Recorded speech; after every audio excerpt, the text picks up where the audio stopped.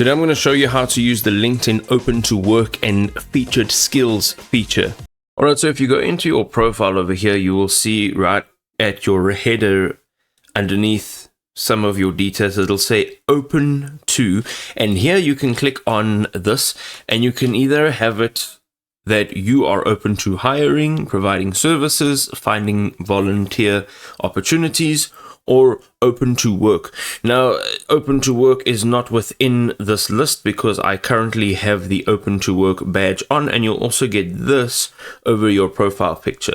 So if you click on show details, it'll actually show the relevant skills or the featured skills. So once you've opened this up, you'll see your job titles, your location types.